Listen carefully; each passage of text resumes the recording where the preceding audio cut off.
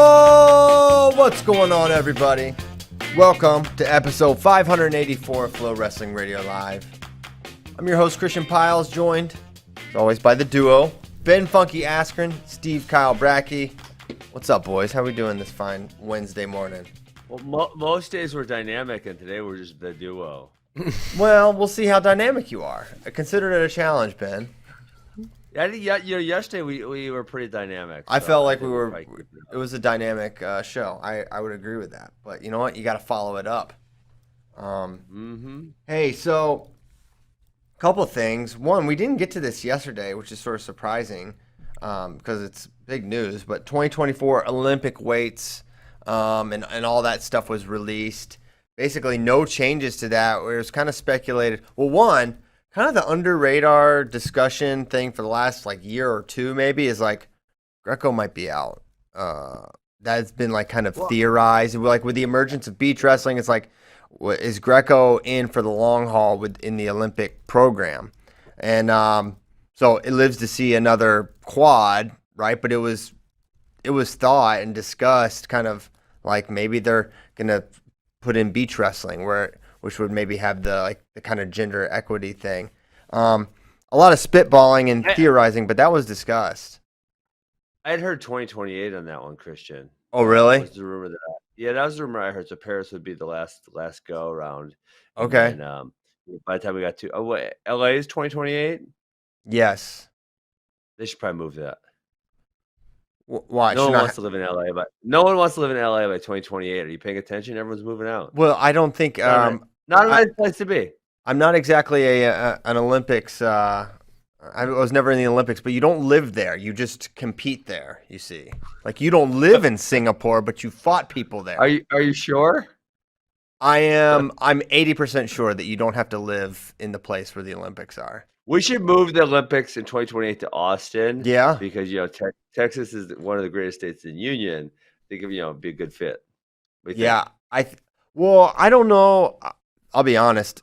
Obviously, it'd be great. I don't think that it has the infrastructure for the Olympic Games. I don't think we have the facilities.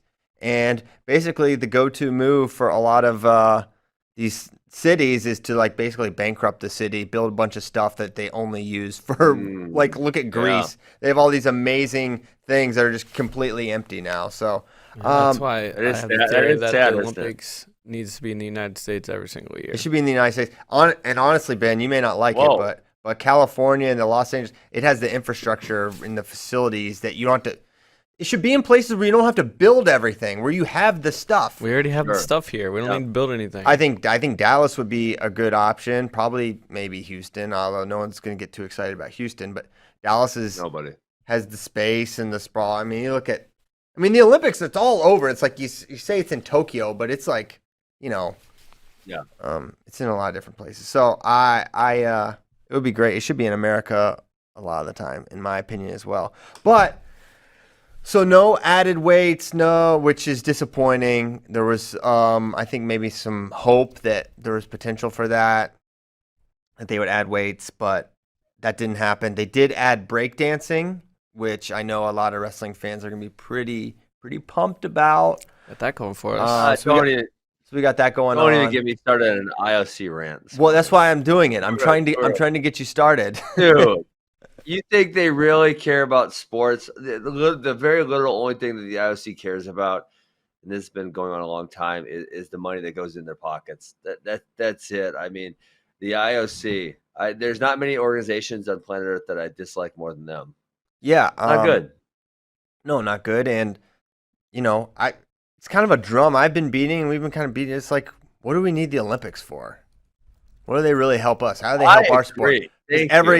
Every 4 years, because every 4 years there's an outside shot that they'll show 30 seconds of our sport on primetime. And even when Helen beats the GOAT, they go with Ryan Lochte over. So for what reason, I say? What do we get? Agree, totally. Yeah. Well, I would say, I would say the thing is that, and I'm on your side. I'm playing the other side right now, right? Is that many years ago, there was nothing like the internet where we could find our own information about our own sports that we really enjoy. Someone was asking if I was a Packer fan the other day. It's no, not really, because I only watch wrestling and MMA right now. Well, no, they threatened to sue me. Threatened. Okay. But I only watch MMA and wrestling now because I have the capability to. Listen, 10 years ago, I could not do that. I couldn't do it. And now I can. And so I don't need to go watch regular football or something I don't really like all that much on TV. Whereas maybe 10 years ago or 15 years ago, that would have been something I did. Right. So unfortunate, no added weights. But our sport is preserved through 24, and we're feeling good about that. So that was pretty much it. They added some other really random sports like skateboarding. Really? Yes. I thought skateboarding was already in the Olympics. I kind of did too. I mean, snowboarding is, so why not? There's a lot of random Olympic sports. Any of the ones that involve horses, I'm out. Well, but if you think back like to the original times, like those were important events because they'd like ride on horses and stab people and whatnot. Listen, ancient Olympics. Just watch some dressage videos, Ben, and then you'll get what I'm saying. Do you know what that is? Never watched one. No, I don't know. It's horse dancing. The horses dance.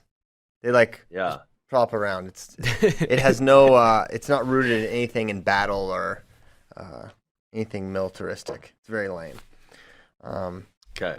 Okay. So that's dressage. Next up, do you want to discuss before we get into more RTC stuff? The UFC, they cut a bunch of fighters. Ben, what were your thoughts on that? Well, that'd be just this morning they cut Anthony Rumble Johnson, who actually hasn't been active for a while, but yeah, obviously, Cuba's own Yoel Romero. Yeah, Yoel Romero got cut, and he's been he fought for a title maybe 3 times. I don't know. I mean, obviously, I feel like they're probably feeling the pinch of. Can you guys see me? Yeah, I see you. Okay, I don't know. Something weird happened on my VMix. Yeah, I mean, I feel like maybe they're feeling the pinch, although they've probably had a better 2020 than most sports because they've actually been active since May 9th, which they got started earlier. They won. They are feeling a pinch here, and they're sounds like they get rid of a lot of people. So hopefully it's not too many of wrestling zone. Yeah, Yoel, I saw Dana's comments about it. He's like, he's 44. He's lost 4 of his last 5, I think he said. Something like that. But they're all like title fights. They're all like really good people. So it's, I mean, I guess when you get into that, where you're only fighting like champion number 1, number 2, it's hard to win a whole bunch of fights in a row. Yeah, and he sounds like he was expensive. He, well, I don't know how the rates go or whatever, but he had 3 more fights left on his contract. How does that work if you get cut with fights on your contract? Well, unfortunately, the contracts are completely skewed towards the promotions and not the athletes. So they have the ability to pretty much cut you at any time. I mean, there's a list of why they can cut you, but essentially it's like whenever they want. You know, it's if you ever miss weight, if you ever lose, all these reasons. If you ever lose. I mean, they can cut you off a loss for sure. That is absolutely in there, 100%. Yeah. So if any loss they can cut you, they want. Yeah. So they're skewed, right? You can't just say as an athlete, you can't say, well, I just won. I want a pay bump. I want out of my contract so I can go renegotiate somewhere else for more money. Doesn't happen, right? It's really skewed towards the athletes. Are you still on the roster or anything like that? Well, actually, I was wondering if I was going to get cut, and I think the answer is I will not get cut because they probably don't anticipate me ever. I've told them I'm done. Yeah. They don't anticipate me coming back, and so they probably don't anticipate ever having to pay me again. So they might as well just keep it, right? What's the harm if I'm never going to cash in? That's probably what they think, I'm guessing. And if you decided you come back, they probably think that was an interesting proposition, right? Yeah, I mean, obviously, I made the money in my first 3 fights in the UFC, so they were very happy with me. They want me to fight again. I don't think that's going to happen. But yeah, so I think I'll probably won't get cut. I'll probably maintain my contract, which I don't even know if that's good or bad. Yeah, it's fine. It's probably fine. You can say, I don't know. I think it's kind of cool. We can always speculate about if the UFC is going to call you or something. It can be a fun little backdrop. So every 6 months. Yeah, every 6 months. Yeah, anytime there's like a welterweight that drops out, of a fight or something, and they're looking for a quick replacement, we can just get your name out there. Be like, wow. I don't want to crap on your parade here, but I'm not in the testing pool right now. Oh, so you're So you gotta be in the testing pool. I don't know for 3 months or something, maybe, in order to fight again. So something around that number. What? So they worry probably where I'm doing all kinds of steroids and whatnot in my retirement. Yes, it seems like it could be happening. Yeah. All right, next up. Hey, I wanted to talk about these Kozak tweets, because we were asking about like the frequency of texts and the frequency of pins, and we read that. Yeah. The frequency of texts at the U.S. Open, Russian Nationals, and World Championships. So like around 55% in the U.S. Open of matches end in techs. So more than half of all U.S. Open matches end in technical superiority. Well, it's not hard to get there anymore, Christian. I mean, that's the thing is, I know you said like most matches shouldn't end that way, or I can't remember how exactly you phrased it yesterday, but it's just like it's so easy to get there because especially if I'm down say 6-0 at the end of a match or something to that effect. It's like I'm going to go for it, but he only has 4 more points for the technical fall. Right. At the same time, I could get a 4 points, and then I only need 2 more points to win. It's just like you're playing in this really, really narrow boundary of points. I mean, it's very easy to go one way or the other. Yeah, well, notice we have, if you look at the tech fall data, we have like twice as many techs as like Russian Nationals has, which to me, it's the roofers. It's the roofer effect. That's why we have so many techs. Ben just facepalm. We get the roofers out. Maybe we look a little more like Russia. That's where I thought you were going when you said it's so easy to get there, because anybody can enter the U.S. Open. I could enter the U.S. Open. Bracky's entering this year. Yeah. Bracky, there's no guarantee you'd get teched. Put that stat back up there real fast, Tyler. Okay, so what is this? Is this if you That's take not the tech only the quarters? Here's the frequency of techs. Okay, I mean, but look at that. So if we look at Russian Nationals, even if you go to our semis and finals or our quarters, they're way above the Russian Nationals. So there's no there's no roofers in the quarters or the semis or the finals. I can't anticipate. I don't ever remember any one of the trades making that far. There was a blacksmith in the 2013 U.S. Open semis, but I mean, I think it probably just speaks a lot to the mentality. I mean, and there's a lot of people talk about the Russian mentality of like, well, I'm up 4 points. Why do I need any more points? Yeah, I mean, that's been a thing forever. Like, why you need 10 points? You got 4 points. You're winning. No score. Just wrestle, relax, wrestle. That kind of thing. Yeah, relax. It's a very relaxed culture in Russia. No one more relaxed than the Russians. I mean, that's got to be some part of it, right? Yes. Yeah. Why else would it be so low? Well, you could say that they're harder to score on. More defensively minded, or what? Yeah, it's just like every point's I wouldn't say that they're more contested. Maybe or it could be they have better parterre defense, right? You could theorize that. That's probably true. Well, so if we have the data on Russian, so I missed the first tweet you guys put up with the world there. Can we put that one back up with the worlds? So the worlds is only slightly above Russian Nationals. So I think that would then play a little bit Christian, because obviously besides America, most other countries will wrestle freestyle right the entire time, so their parterre defense would be significantly better. Because that could obviously be a big part of it. When you're getting taken down and turned a whole bunch, you're relatively likely to get teched. Yeah, and Bracky's right. They're deeper, right? Our ones are really competitive with their ones, but our 4, 5, and 6 compared to their 4, 5, and 6, it's probably going to be some disparity there. Yeah. So interesting data from John Kozak and his 20,000 matches, which Ben said there hadn't been 20,000 matches in the history of wrestling. Oh my goodness! I said freestyle wrestling. And freestyle wrestling. Got it. Okay. Uh-oh. What other RTC thoughts did you have, Ben? I had some, but Shoot, you go first. I'm gonna pull my RTC Flow Arena up and just have so I have it to look at. Okay, so I had a lot of NCAA wrestling thoughts from the RTC Cup. One of them is not rooted in a ton of data or whatever. Just he's someone I've kind of liked for a while, but I think Camacho has a great shot. I think he's my pick to make the finals opposite Spencer right now at 125. What? Over It's Soriano? That's not okay. Well, let's see if okay. Let's see. Let's You're the one who told me. You're the one that told me this leaked data about Soriano wrestling 125. Well, it's theorized. Let's see if he does it. Let's get him back in Jersey first, and then we can see what happens after that.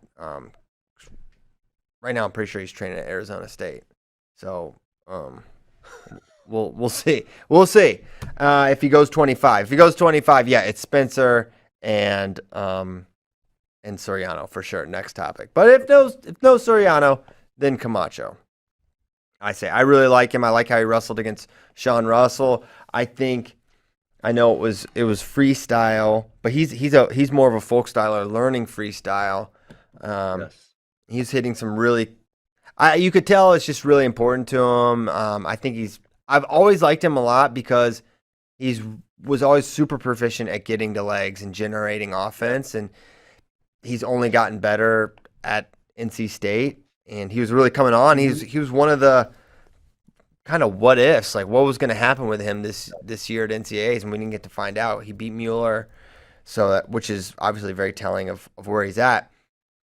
So that was one of my my takeaways from RTC Cup. Yeah, I would say I was impressed. Even obviously this is where freestyle scoring. He got teched by Seth Gross, but it was largely off that one. Seth Gross had that 2-on-1 gut wrench type hold. I don't know what you want to call it. 2-on-1 tilt. It's weird.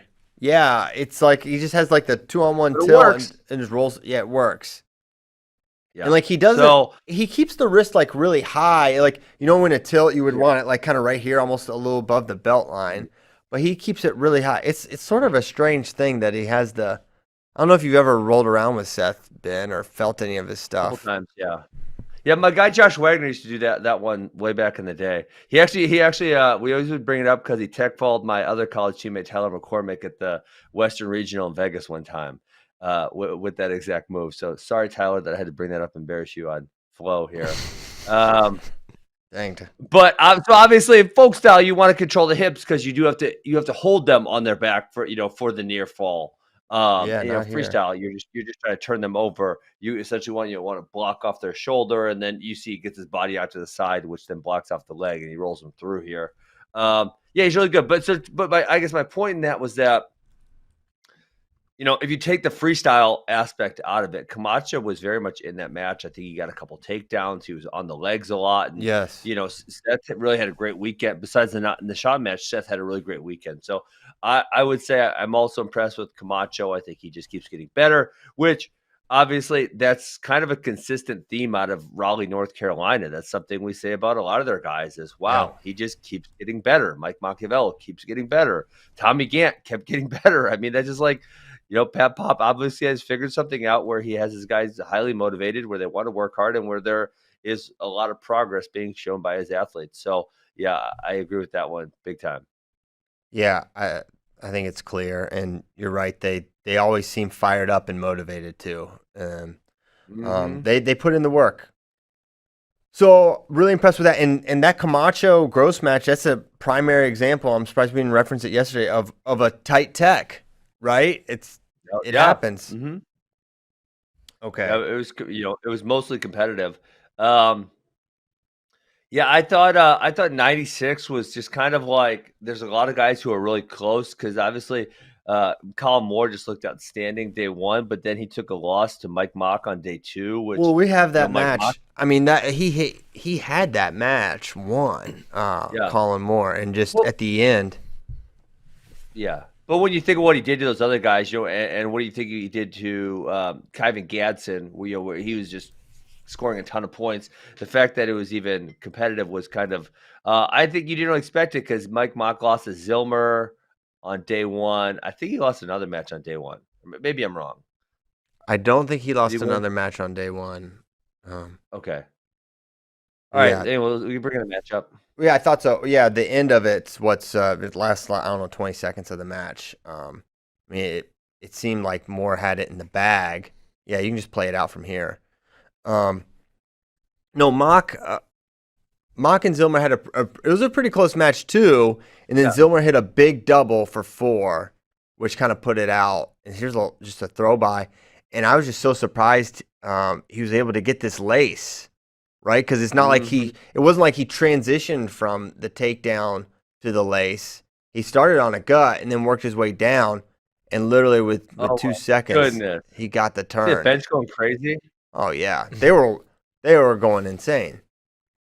And then he wins 6-6. Yeah, so that one definitely surprised me. Whether he scored at the end or scored at the beginning, Mike Mock, he's competitive, but Colin Moore, we would say he's kind of. I mean, honestly, behind Jaden and Kyle, I think you guys would probably say that Colin Moore's kind of like the next guy in line, and he's really been establishing himself there. For him to lose, I thought that was kind of surprising. I was surprised, and the end was surprising. He was up 6-2 with 15 seconds left. Normally, you can just evade there, and really, it's a lesson because Colin, the score was off of Colin's shot, right? He shot pretty reattacked for 2 off the throw by, right? So, I mean, the lesson there is, it's into match tactics is something that I think American wrestlers sometimes can struggle with in freestyle, right? Yeah. How do you shut it down? How do you finish the match? And too aggressive. Yeah, too aggressive. And that was an example of aggression that wasn't helpful for him. But I still think Colin is the number 3 guy in America at 97, despite that loss to Mock. I do think the group of Gadsden, Zillmer, Moore, and Mock, I think, are pretty close and somewhat interchangeable. Yeah. And we saw they were interchangeable, right? Zillmer beats Mock, Mock beats Moore beats Zillmer, Moore beats Gadsden, but Gadsden probably beats those other guys. So they are somewhat interchangeable, but at the end of the day, it'll be Jaden and Kyle. But one of those guys goes down to 92, and I'm curious do you have any indication of what Jaden might do in non-Olympic years? Let's hypothesize. If he goes, he wins the Olympic, makes the team, wins the Olympics. Is he really going to come back down to 92? I have not discussed this with him in any way, shape, or form, but no, it doesn't feel like that's the thing to do, right? If you win, you stay at that weight class. That's your weight class, and then Kyle would have to go down. And I got to assume it's definitely gonna be harder for Kyle ain't going down. It's gonna be harder for Kyle to go down. But why wouldn't he? Because beat Jaden Cox and make the team. But beating who's ever at 92 versus who's ever at 97. I mean, obviously, for America's sake, someone who's ever on America's sake is going to be trying to talk, right, who's ever number 2 there into going down, because that makes Team USA much, much better. Right now, there's not. I don't want to offend anyone. What? F it. There's not another guy who's on Kyle or Jaden's level. If you have 2 guys that are at that level, you get them in 2 weight classes. You don't put them in 1 weight class, right? You spread them out. That's not offensive. It's a total fact, right? Yeah, right. But I'm gonna miss someone else. I'm sure who's ever the damn other. If they were both at 97, who's ever the number 1 at 92 is like, oh, I can medal. Well, no, you haven't shown that yet. Yeah, I mean, maybe we have other guys that can medal there, but certainly Kyle or Jaden would win the weight. If they went to 92. I don't see Kyle leaving 97 kilograms. First of all, I think the cut to 97, it's not a thing, but another 5 kilos I think would be. Yeah, but he's a guy where it's not like it's James Green where he's ultra lean. I mean, Kyle Snyder's he's hulked up, right? He literally makes getting big a thing. If he wanted to get a little smaller and lose a little muscle, he absolutely could without too much effort. Yeah, that's probably true. He's not like super tall or anything. Yeah, he could probably do it if he had to do it. But it's just it's not even that. It's not even the physical. I understand it's not. I understand it's not in his mentality. That is not, again, this is not something Kyle Snyder say, hey, let me run away from Jaden Cox. Kyle Snyder doesn't think like that. That's not what he wants to do. But I'm saying cooler heads would need to prevail in 2022. Someone is going to have to sit those MFers down and say, listen, guys, you're not going the same weight class. If you guys need to sacrifice me and you guys need to send me to have a talk with these guys, for America, I will have a talk with these guys. You two are not wrestling the same weight class. Got it? We'll have a wrestle off right now. Whoever loses is going down. That's what's happening. We are not having these two guys in the same weight class in non-Olympic years. That's just unacceptable. Here's why I don't think you can have that conversation. Because listen, we're having that conversation. Unacceptable. You can have the conversation, but here's why I don't think it will be impactful. Easy for you to say, Ben, because why? Because if I vacate the weight, all right, let's say hypothetically, Jaden Cox is the Olympic champion, I'm Kyle Snyder, and I'm going down. If I vacate the weight, I am guaranteeing Jaden Cox makes the team every single year. Jaden Cox is going to medal probably every single year, which means he's going to sit out every single year, which means when the Olympics come around, I have to run the gauntlet and then face him 2 out of 3. I don't want to do that, Ben. Well, okay, but if I'm the guy having this conversation with them, I also am probably the guy that's able to make some type of rules. So I could then therefore make a rule, whether the rule be the other medalist has a larger advantage. You know, right now they go to the semis, maybe go to the finals. Who knows? That could be a potential rule you could make. You could say that. Maybe those two have a special wrestle off and the winner gets right. You could do something. There's some way that you could make it so that you're going to have both those guys on the team. If the coach of that team or the manager or whatever you want to call it, right? I know this is Team USA, right? If who's ever in charge, if they can't get both those guys on the team, they're not doing their job. You need to have both. If you get two of those guys and you can get them on your team, you need to have them on your team. If you have one of those dudes sitting on the bench for 3 or so, it's right. Eternity is what you're saying. If you have one of those dudes sitting on the bench for eternity, you're an idiot. Okay. You need to get those guys both on the team. So here's a simple solution. If there needs to be some special carve out that allows, and I don't know if I like this, but here's a solution to the problem. Allow them to go the same weight for trials and potentially final X, and then allow a special challenge wrestle off down the weight. I don't know if I like that. Solution right there. Yeah, I don't know if it's a good solution. I don't know if it's fair. Well, maybe you have to be a world medalist to get this special. You have to be a world medalist and make a final X to make this happen, right? To make that clause happen or something to that effect, right? Right. I'm down with that. Maybe not. I might hate it, Ben. No, you don't. If there's big enough problems and there's great enough benefits, there's always solutions, and that's where we're at right now. Yeah, it's a solution. I don't know if I don't know if I like it. I don't know if it's equitable. It's like Christian. Think about it this way. Okay, let's just imagine we don't know that Dake and Burroughs are going to keep competing, and then we know Kyle and Jaden are. What if we had 2 of those guys instead of 4 of those guys on Team USA? Like that's literally 2 less medals. I mean, if we look at 18 and 19, USA would have 4 less gold medals because of that philosophy. That's freaking moronic. Yeah. Like you need to get all of your best guys on the team. It's just really simple as that. You create a scenario where that's going to happen. You don't take no for an answer. You figure it out. You make it happen. Yeah. I mean, I think part of it, we've been there for a couple of years. I mean, 18 and 19 was great because we got those two champions, but it's nothing we're unaccustomed to. I mean, we've had some legends off the teams. I mean, Kyle Dake and David Taylor didn't make their first team until 2018, and they graduated in 2013 and 2014, respectively. So, I don't know. Part of it is just part of being a really good country in wrestling, and it's hard to get on the team. But the other part of it, maybe we can do a little something. I don't know.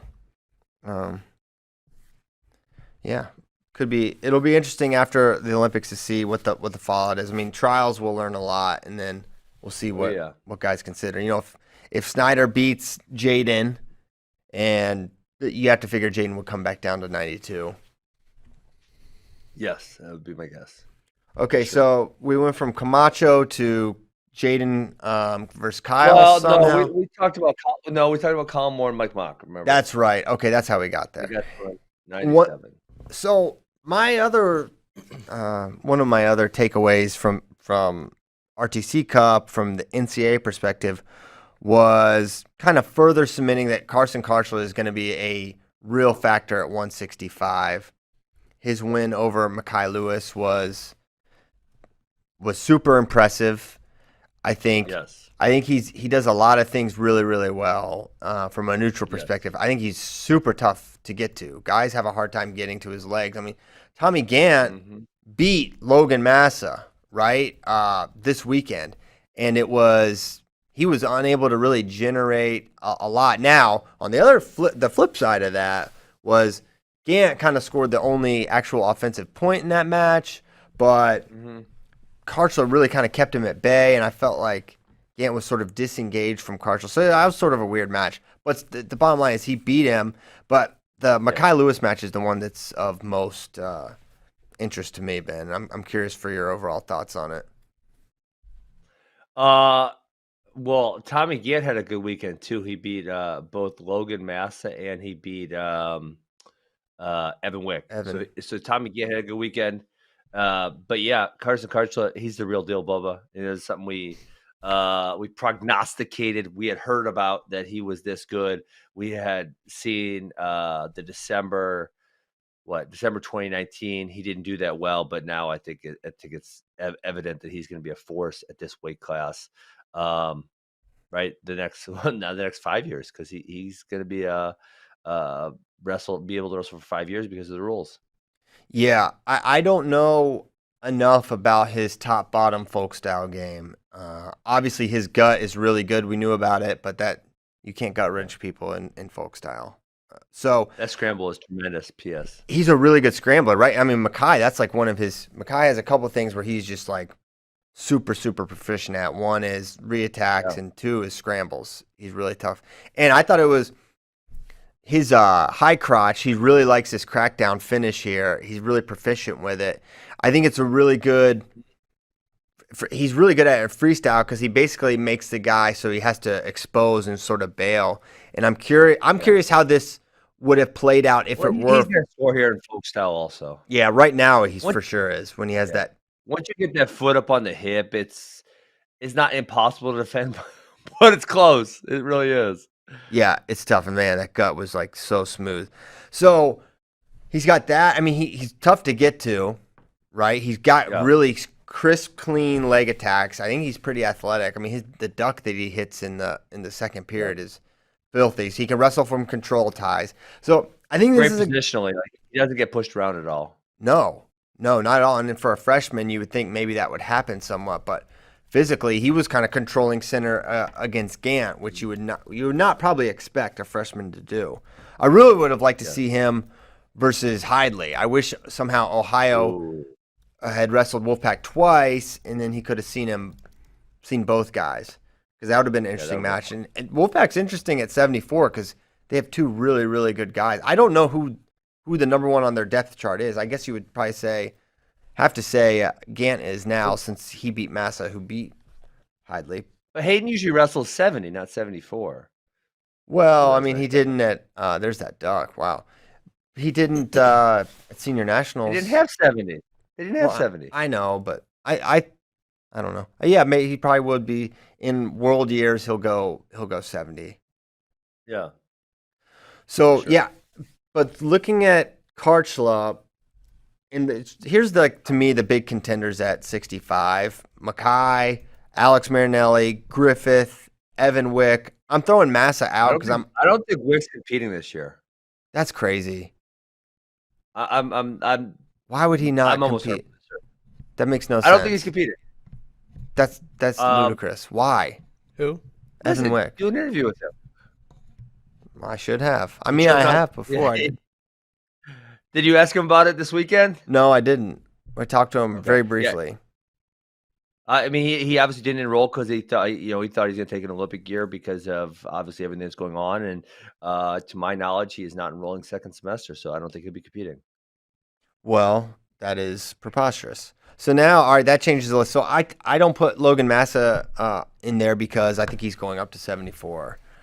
Even though he looked pretty good at that weight. Wait, Logan Massa's going up to 174? That's what everyone had said for a while. Now I saw him this weekend, and I'm kind of second guessing. But that was when Really? Spay interviewed him at that camp they did in Oklahoma, and I'm pretty sure he insinuated he was going to go up. I would have to go back and re-listen, but I'm pretty sure that's true. Steve, help me. Yeah, I think help you're me. right. Okay, so it's really Makai. Who would Hold Michigan on. slide in at? Okay, go ahead. Sorry, go ahead. Makai, Bull, Griffith, Whitlake, Karchla is kind of like the big, or throw out Wick. Makai, Bull, Karchla, Whitlake is maybe the big four there if Massa goes up and Wick's not wrestling. Yeah. And where do you see Karchla in amongst those guys? I mean, clearly he can beat Wrestle any of those Makai. guys, Yeah. for sure. I think Absolutely. the toughest matchup, and I think probably my pick to win this year is going to be Alex Marinelli. And I think Karchla is a particularly difficult matchup because anytime you have strength versus strength, the guy who has the stronger strength is the favorite, right? He was kind of like Stronger strength. Yeah, you like that? I'm a wordsmith. I think I would favor Bull in that matchup. But as we saw, and really, if you go back and rewatch the Makai-Alex Marinelli match, there were a lot of opportunities for Alex to win that match. There were a couple of little tactical things I think could have swung it his way. So I think it's a very live group at 165. You favor Alex Marinelli, I think, on paper, but I think all those guys are in the mix. I think Whitlake may be a rung below. I'm not sure yet, but he was really, really good last year.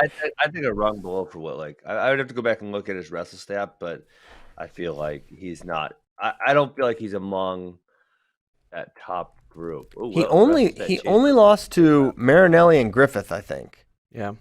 That's it. Yeah, I think Griffith may be 3-2 to Marinelli, 4-1 to Griffith. Griffith Who's Karchla. his I would best- really like to see. His Whitlake. best win. Hang on. Through Wenzel, Fogarty. He really didn't have any great wins. Who did he beat from Ohio State? Or who are you looking at? Whitlake? Yeah. No. Okay. Yeah, Whitlake. Got it. Yeah, he really didn't have any. I mean, so Wenzel and Fogarty are 15 and 11. Those are his two best wins. So yeah, I'm not willing to throw Whitlake in that category yet. There's a possibility that's going to happen, but until he starts beating some of those better guys, I'm not sold on it. Copy. So yeah, man, Griffith is a really interesting guy in that field as well. That group of four, we'll say. Yeah. So I would go Makai, Karchla, and Marinelli at this point. For sure. Makai, Karchla, Marinelli. Man, but no Griffith? Oh shoot, yeah, Griffith. Not Will. I'm sorry, I've taken Whitlake out. Right. I think one of the interesting things with Marinelli versus Karchla will be, Marinelli's so good at controlling position and getting to his underhooks where he likes to be, and I feel like Karchla is really disciplined with his positioning, and I would be curious to see if Marinelli can get there over and over again. And if he can't get there, does he get frustrated with it, or what happens? Yeah. I think that there's I think 165 is interesting because I think the matchups will determine a lot of how the bracket looks could determine how it goes, right? If Karchla hits Makai before Marinelli, then that would be great. If I don't know how Griffith matches up with these guys, honestly.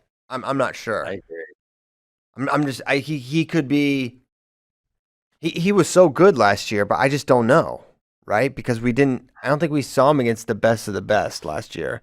His best win was maybe over Smith or Whitlake. Whitlake. Yeah, Whitlake. So I don't know. It's going to be interesting. Now, then again, Alex Marinelli was kind of a consensus 1 seed the year previously, and then he won Big Tens, beat Vincenzo Joseph. So maybe he should just be an outright favorite. Hey, so actually, Josh Shields and he beat him twice. Josh Shields is probably Griffith's best win. Yeah. So that's a solid one there. Oh, to your question about Michigan at 65, it would be Cam Amin. Mm-hmm. Yes. And Willowan at 57 there. Willowan. And then 84 is who? Well, that's the question. Would they drop Jelani Embry down and bump Miles Amin up, or keep Miles at 8, or bump Miles only to 84 and keep Jelani at 97? Or what's the football player? Gage Garcia? Yeah. What? Apparently, he's really good. He's that good? I think he's a 97. Yeah, he'd be right. He'd be a 97. But if where they want to put him in the starting lineup right away? Well, he might beat Jelani Embry. Wow. Okay. Yeah, that's a good win. Right. If he can do it. So he'd be interesting. I remember we spoke with Coach Bourmet about it at Big Tens this year. He was pretty high on him and thought he was doing great. Yeah, and they said they're going to wrestle best team. They're not worried about, like, obviously this year they don't have to worry about losing a year now. Yeah, that was before. Everyone's wrestling the best team this year. That was before that. Yeah, except Wisconsin apparently. Well, if he's not on the roster, he's not on the team. Well, okay. True. I mean, I can check if something changed, but that was the last I heard. All right, weird. So I don't know about. Do you still think that Miles Amin will go up to 97, Bracky? Because I don't know. I have no idea. I thought Miles would be a runaway NCAA champion at 197. I don't know if seeing him lose to Hidley should change anything in my mind. Why wouldn't that change anything? That's got to change something. It did. I mean, it did. Okay. I say I don't know, but like, I don't want to rush to and be overreactive. But maybe we're just over. I don't know. Did we overreact to other things Miles had done? I don't know. Well, Miles is good. I mean, I was the one saying, like, you know, Alex Ginger could potentially be better than him. And I was ridiculed for such thought. No. Hold on. That's not what was the ridicule. We got to back that up because I think I'm vindicated now. You're our perspective was You're not vindicated. You're not vindicated because crap, Bracky, I'm vindicated. His ranking was justified. He was 5th in the freaking world. Yeah, it was about the ranking, and you thought it was ridiculous. That's what it was about. No, here's what I said. I said, listen, I'm looking at these rankings right now.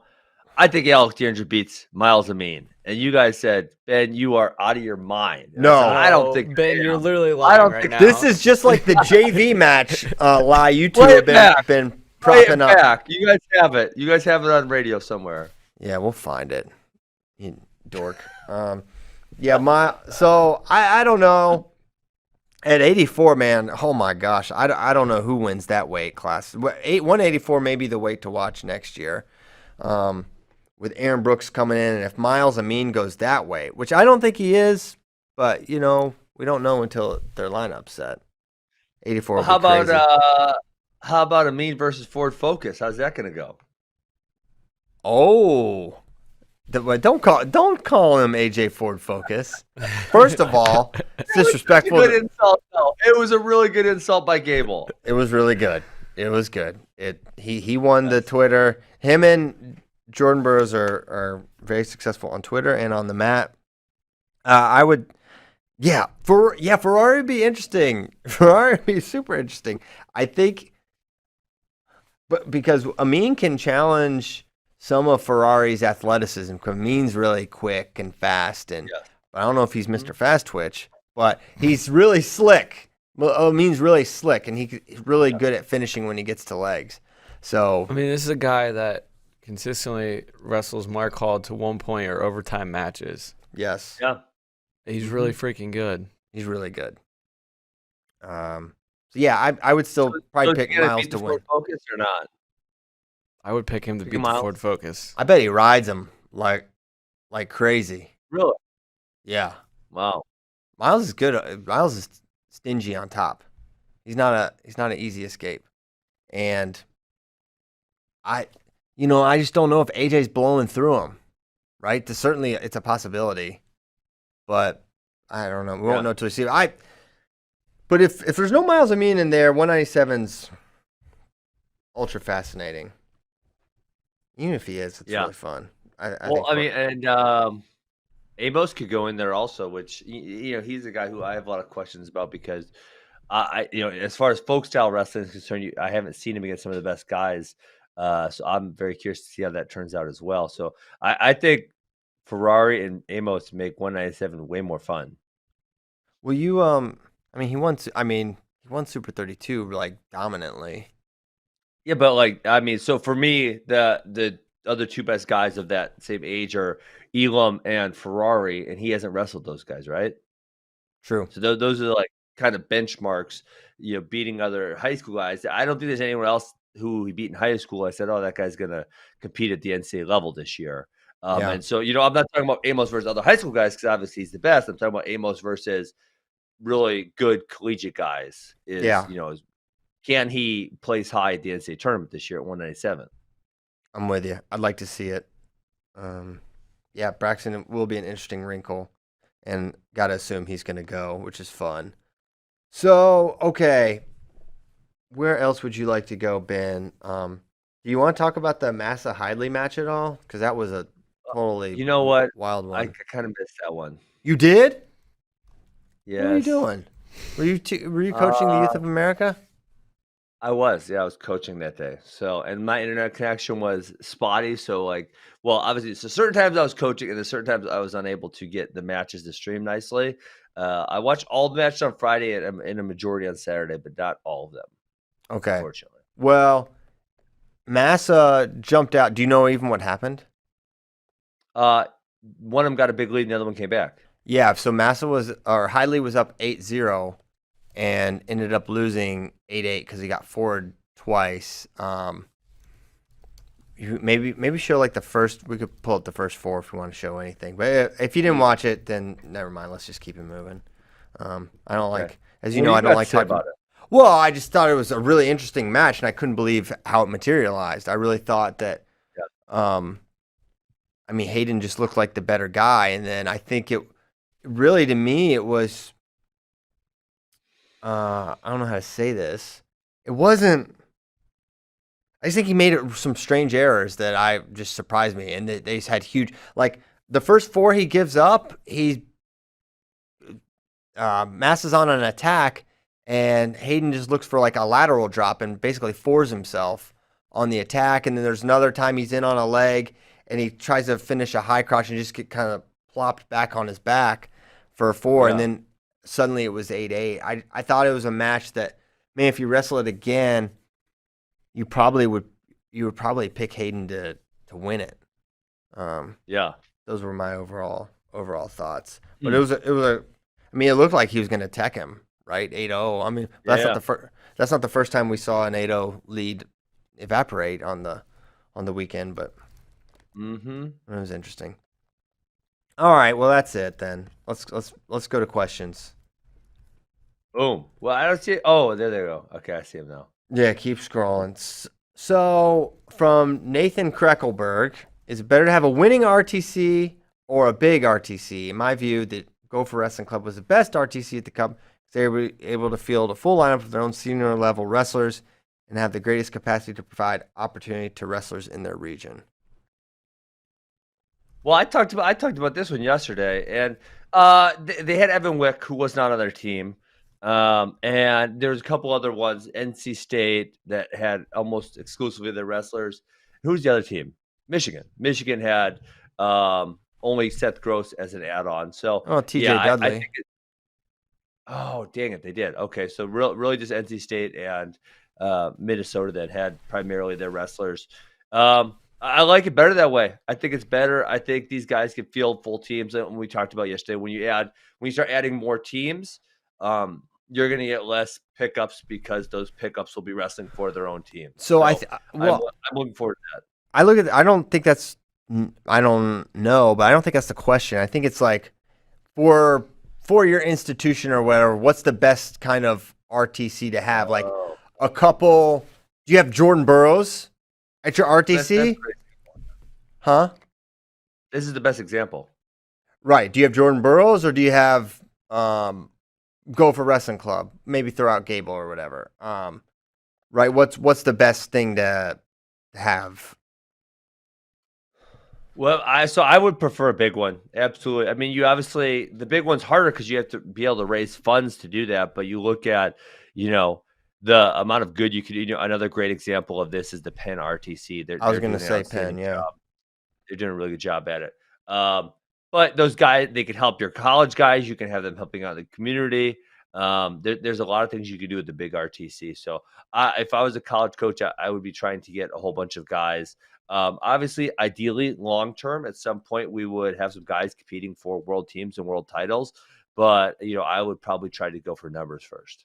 Well, it's like you start with numbers, you get a full, robust RTC, and then, I mean, let's call it what it is. These guys, you build a big RTC for a variety of reasons, but one of them is to support the D1 program and support those athletes, Absolutely. right? That's why you do it. So, okay, you have maybe the guys that are on the ladder, maybe they're contending, but they're not making world teams, but they're pushing those college guys who they jump the level, and then they're the ones that end up making. So it's almost like that second generation is the one that really pushes for the world teams, and they're the true beneficiaries of the RTC.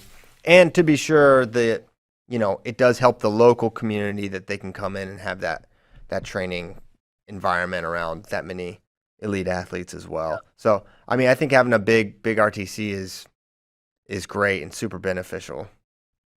Yeah, a huge. I agree totally. Think about someone like and. One of the things I think that people neglect is that development could happen even after college. And you think of someone, at NC State again, Tommy Gant wasn't the best college wrestler. And he's developing to a very, very good senior level wrestler. He's probably not beating Dake and Burroughs. But he was right there with Imar a couple times. I mean, really competitive.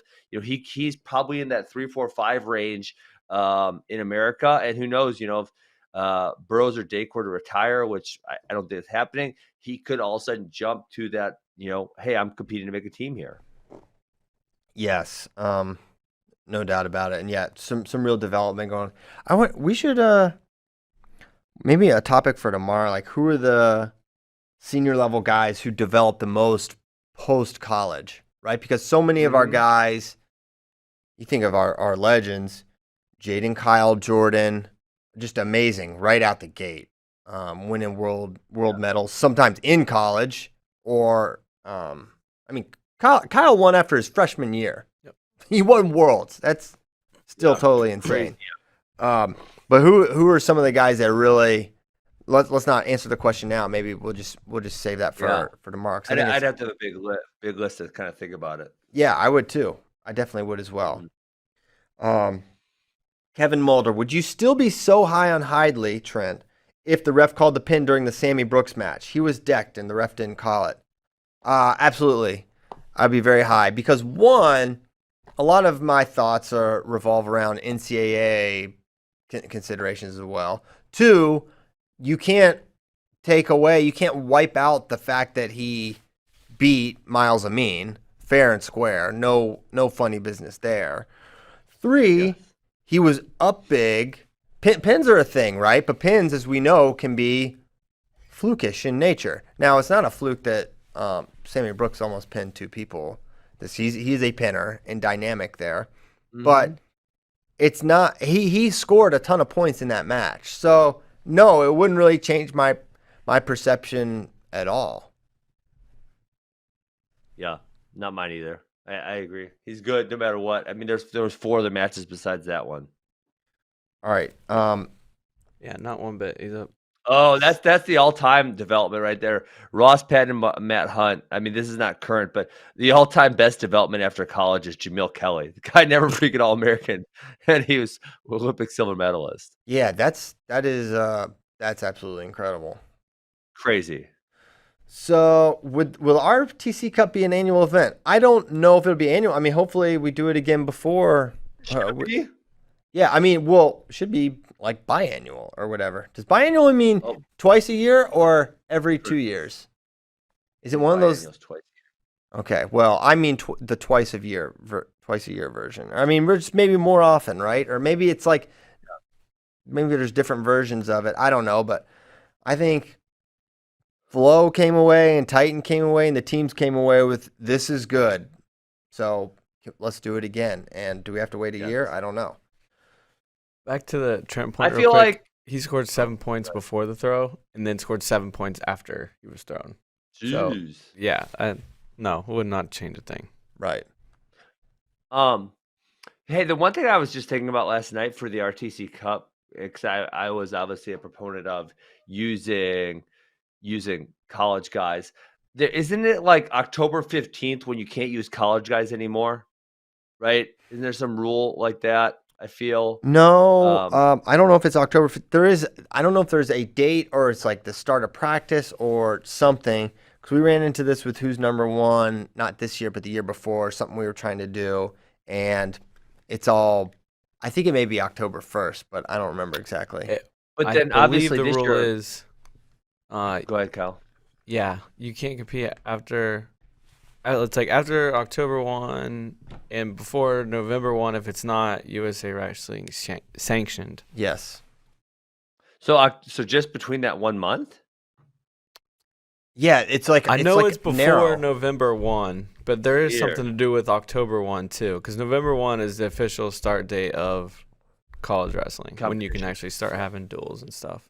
Tournaments. Obviously, certain people got around that regulation this year for sure. So, it'll be interesting to look at that. So, I think we've all talked about that. Post Worlds is probably the best opportunity for this. If that's not the case, then what would you guys think is the best time? Is it spring sometime, or when would be the best? Spring is tough because you're transitioning from NCAA straight into the U.S. Open's like always within a month of it. So yeah, and then. Basically U.S. Open, and then in another month is trials for everything, and then the next month's final legs. Ray and I were talking about this. It's like maybe like a month after the teams are set. Mm-hmm. Yeah, because then you'd only subtract the number ones. Probably, who knows? Maybe the number ones would wrestle. I mean, they would often wrestle some sort of a tournament between. And that was what we were talking about, and hopefully this could fill that void. Like, hey, you want to get another competition before you go compete at Worlds? Let's do this. Yeah, I think the one thing about that is they like to, for their acclimation or whatever. What do they call them? I forget what they call those tournaments. But anyways, for those tournaments before Worlds, they like to, I think, travel extensively, overseas. and I think they like to wrestle foreigners. Mm-hmm. So maybe you do this a little bit before that time period where that would be cool. There's got to be a place to put it on the calendar. Rank your favorite fast food 1 through 8. I don't know if we have to do all 8. I feel like we've done this on here before. Have we done this one? Well, just like similar stuff. We talk about fast food a lot, in real life and on the show, and I don't know which is which. Yeah, I don't really eat fast food, so I might be out of this. Do you eat Chipotle? It's Chipotle fast food. I think it's called what do they call that? It's different. It's a different category. It's not in the pizza category. Like non-drive-through where you actually get it and then sit down. Generally, and eat there. Okay. Like fast food, is like Wendy's, Burger King, McDonald's, and I don't eat those. Hardee's. Okay. Chick-fil-A is my What's your favorite? Pizzeries, then Popeyes, then if Chipotle's not in, I might go I kind of like McDonald's. I love their freaking breakfast. McDonald's breakfast is the best. I might have that this morning. No, we get tacos this morning. We get tacos, yeah. Let's get the heck out of here. Guns always taunt me with your tacos on Wednesday. Well, Kozak says Chipotle is fast casual. Fast casual? How does he know that? Fast casual. Here we go. Kozak knows everything. Duh. Someone asked Alex Evanoff. My question: John Kozak for president? Yes, says Alex Evanoff. I'm good with that. He'd have my vote. Who had the best celebration at RTC Cup? I mean, it's got to be Trent. I mean, it's Trent running away. It's Trent raising the roof. Yeah. Remember when Kevin Dresser was talking about Gannon Grimmel raising the roof in the middle of the match? That was hilarious. Oh, classic. Okay. Do I think Gable Kassar 3 will happen before he rides off into the sunset? And how do you think the match goes? I don't think it happens. I'm going to say no. Yeah, I'm going to say no. But I would predict Gable to win, as I always do, and I've been wrong both times. So, but it doesn't matter. I'm going to continue to pick Gable to win all matches he does until he's done. It feels like this time like that would. But this time it's for real. It feels like it would be the right answer because he's gotten much better. And I mean, the last time Cassar wrestled was last December at this point, and you can't. Yeah, I don't know how much he's been training. I know he had a couple procedures done to his shoulder. So to me, it's always been the right answer, even when it's wrong. It was still right. I don't see why. Yeah, I don't see why it would be. Unless Cassar's getting some kind of big payday, I don't see why he would want to do it. I don't see that there's not really a benefit for him. Well, is he still wrestling? I mean, I think you get a shot at the number one guy. If he's still wrestling, it makes sense. I mean, if it's at the trials or something, but why would, unless it's at the trials or, some match relevant, why would you? I don't know. I just don't see it happening. Yeah. Last question, and then we'll go. When's the last time Gwiz lost twice? Oh, you guys are really excited to get tacos. No, wow. Wait, I have two more. I can sit here and answer questions all day. I don't know why tacos. Kristen's shutting this down. I'm not shutting it down. We don't have tacos. Look at the list. Fine, two more questions. We're done. We don't have any more questions left. Oh, here we go. I'm never bringing up tacos again. When's the last time Gwiz lost twice domestically in a weekend or in an event? Ever? I'm sure it's happened. I'm assuming it happened in 2016 Olympic 16 trials. He lost to Ray.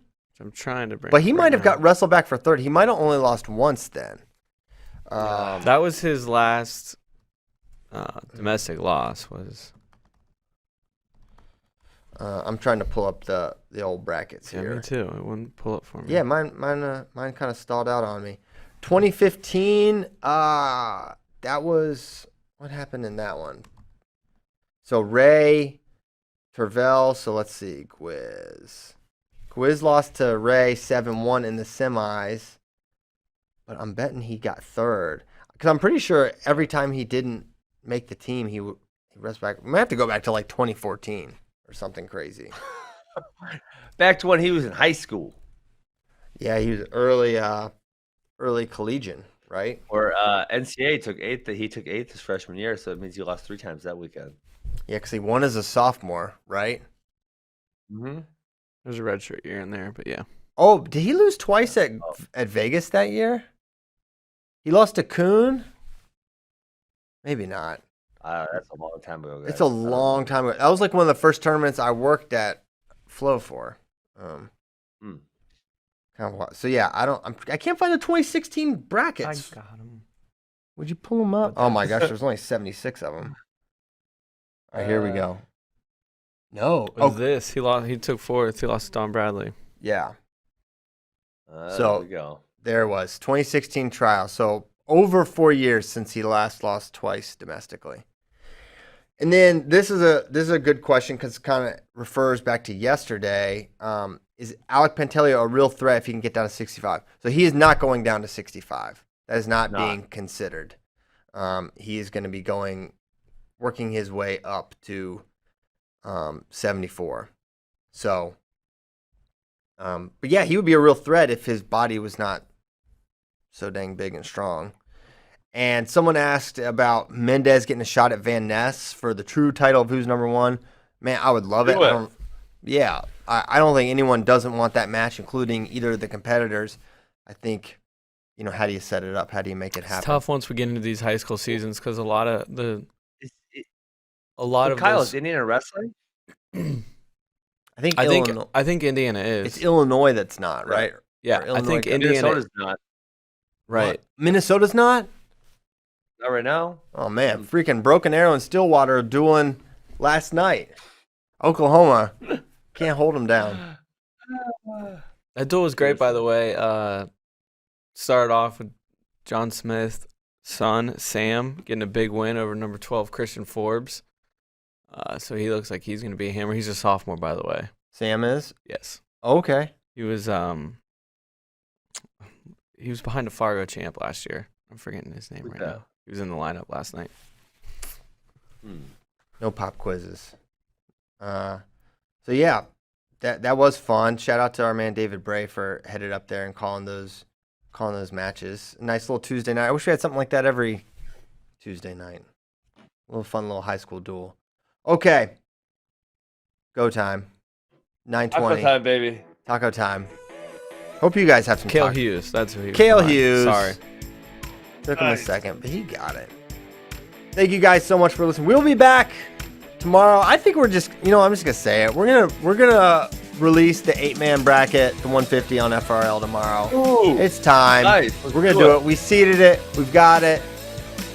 How about we release it tomorrow? We're gonna do that. Don't we have something else? Something else looking tomorrow. Forward to Something too? else, maybe bigger than that. Way bigger than that tomorrow. Man, get excited. Ben's excited. See you tomorrow. Goodbye.